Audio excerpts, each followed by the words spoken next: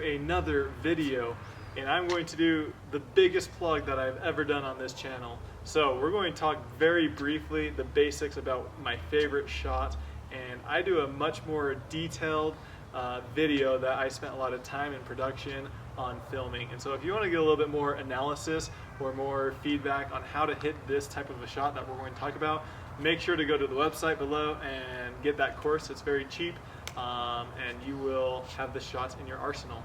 G, with that big introduction, what type of a shot do you think we're practicing today? Definitely your signature shot, the Ernie.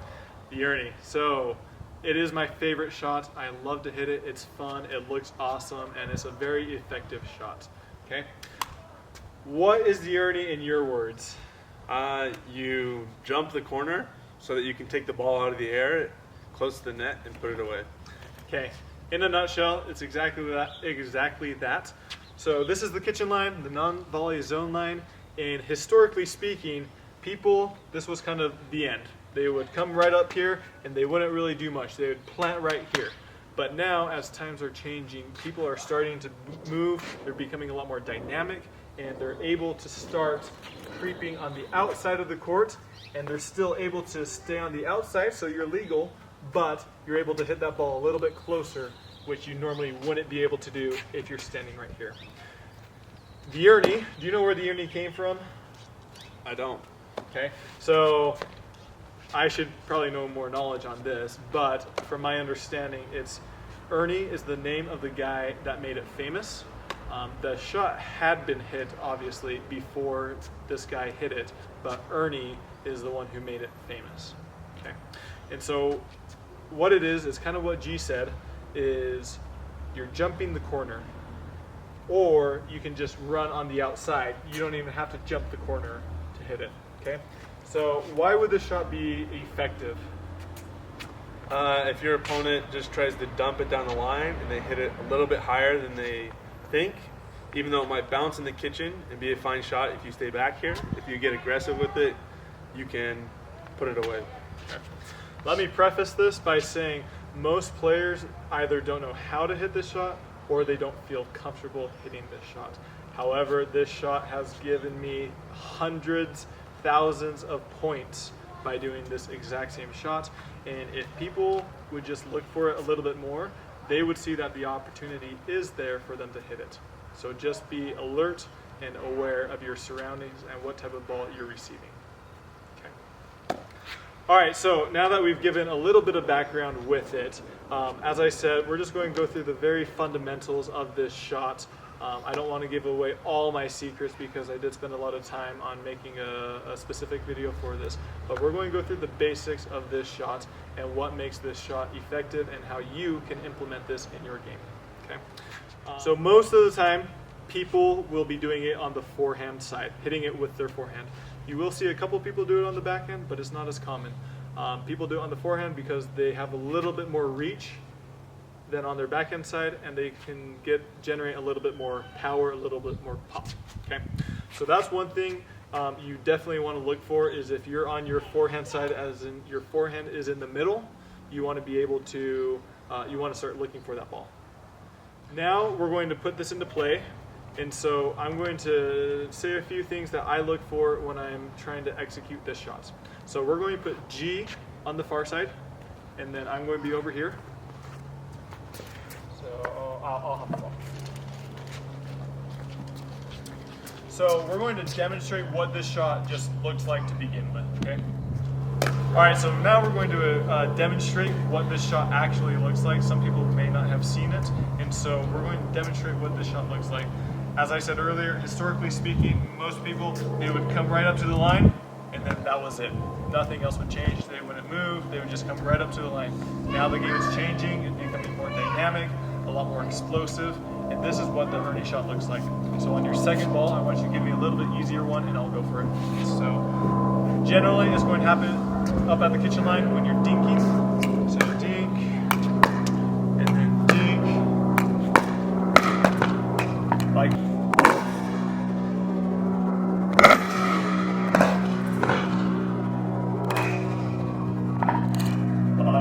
that.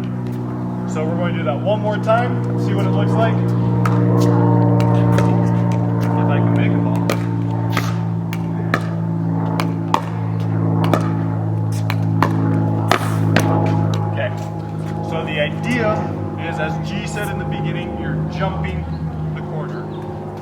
cutting off that angle, okay? So not only is that shot fun to hit, or does it look, that looks really cool, right? It looks so cool. It looks so cool. He just wants to stop and take a picture of it. It looks really cool, and it's fun to hit, and it's effective. The reason it's effective is generally your opponent is thinking that the ball they just hit is going to bounce, it's going to land. But guess what? I'm hitting that out of the air, okay? So I am surprising my opponent by hitting that ball out of the air. Not only does it take time away from my opponents, what else? Time. Time. He's a parrot today. He just says what I say. So it takes time away from me, from my opponents, and then also the angle that I'm hitting the ball at is much higher. If I'm hitting the ball up here around this area versus down here, what do you think is an easier shot, or harder, or more difficult shot for you to return? The one where you have a better angle. The one where I have a better angle is going to be much more difficult for him to return. If I'm smashing that ball, popping that ball right up here, it's going to be very difficult for him to block that ball back. Whereas if I'm back here and I even try to attack it, it's going to be easier. There's much more time for him to react. Or if I let that ball bounce, then he has all the time in the world to return it. Okay? So those are a couple things. Do you want to jump off of your left or right foot if you're hitting this? Over where you are, you want to jump off your left foot? Okay. So I am left-handed, and so I generally will be jumping off of my left foot and then landing with my right foot. If you are right-handed, you're going to be jumping off of your right foot and landing on the other side of the court with your left foot. At the highest level, do you think people struggle with touching the line here? So let me back up. When you're executing this shot, you cannot step inside of the kitchen. You can't touch the line. You can't land on the line. If you do, that is a fault. Referees are getting better and better at calling it. In the past, a lot of people would simply walk through the kitchen. I'm not going to say names, but people would simply walk through the kitchen and hit it and think they were clean. But in reality, they weren't. The refs are getting much better at catching that. Do you think at the higher level people struggle with landing, or on their takeoff they get called more often? I think on the takeoff. Okay. What about at the lower level? Same? Landing. I don't know. Okay. So G was correct. At the highest level, most of the pros, they can easily clear this outside line. When they get called on kitchen violations, it's because of their takeoff.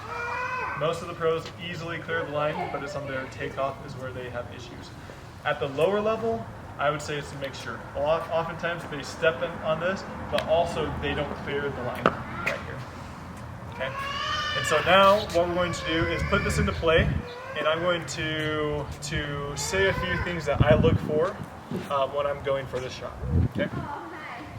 Now, what we're going to do, G, is we're just going to dink, and then every once in a while I want you to pop one up down the line. Okay? And then I'll go for it. So number one thing, I'm ready, I'm looking for this ball, I'm looking for it. I have to know what type of a ball it is. If you don't know which one it is, you can't hit it. And these are split-second decisions. If you hesitate even a half second, you lose your opportunity. You have to know exactly when it is that you're going, okay? And so now we're just going to rally a couple times.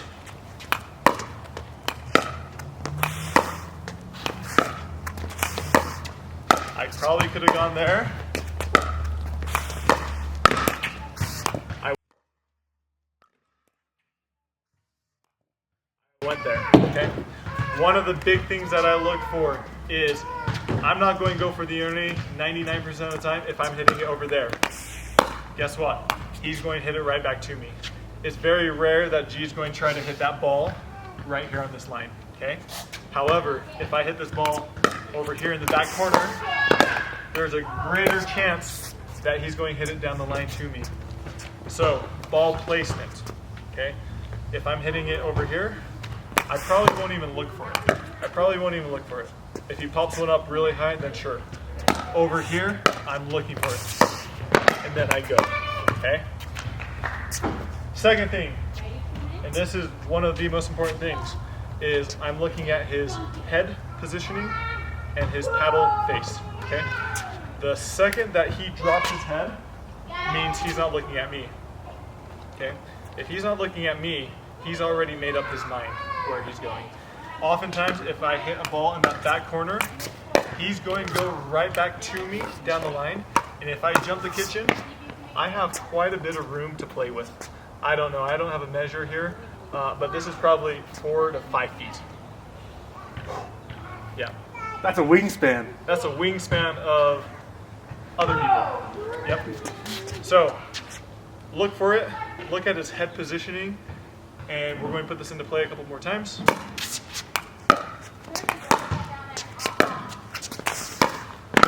So that one I went on because he was fed a deep ball right here, okay?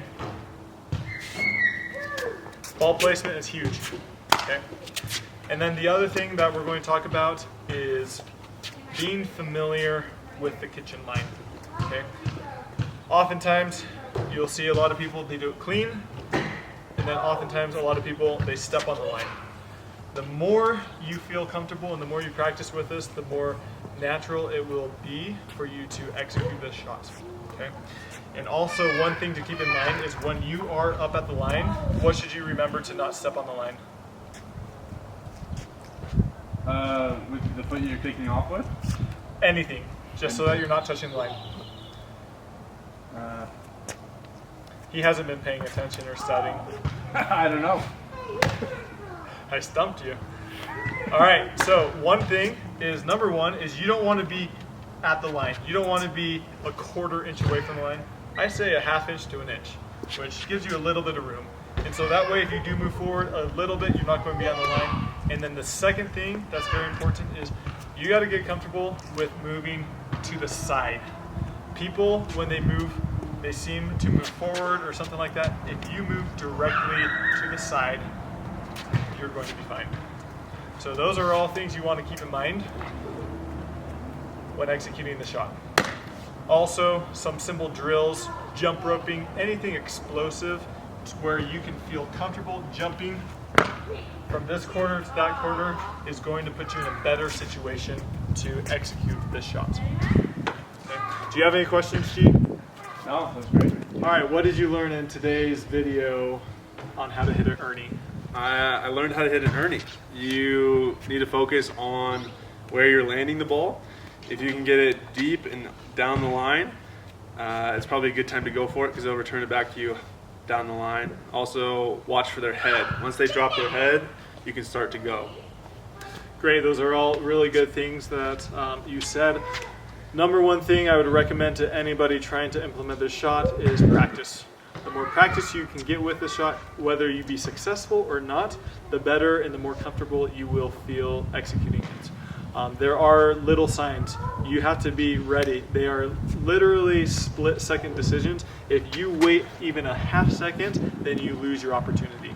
And so you have to be so aware on the balls that you're feeding, the balls that your opponents are giving for you to hit this shot successfully. This is a very effective shot. As I said in the beginning, I've gotten countless points from doing this shot. And not only does it give you free points, but if you execute this shot, if your opponents know you like this shot, what are they going to do? They're going to keep it away from that shot. They're going to keep it away from that side, okay? Which therefore puts more pressure on them, and then also will make so that they're hitting to a different location, okay? Not to be boastful, but a lot of people know that I like to hit this shot, and so they don't even give me the opportunity to hit this shot anymore. And so it's more and more difficult every time I play. It's more and more difficult for me to pull off the shot because people know that I love to do this shot so frequently that they don't give me anything in this area. So that's one thing. It makes you dangerous. People respect that, and so then they start doing different strategies. Once again, thank you for watching this video. If you liked it, feel free to go by the actual video where I talk about this in a little bit more in depth. But hopefully you like this little teaser video, this basic video.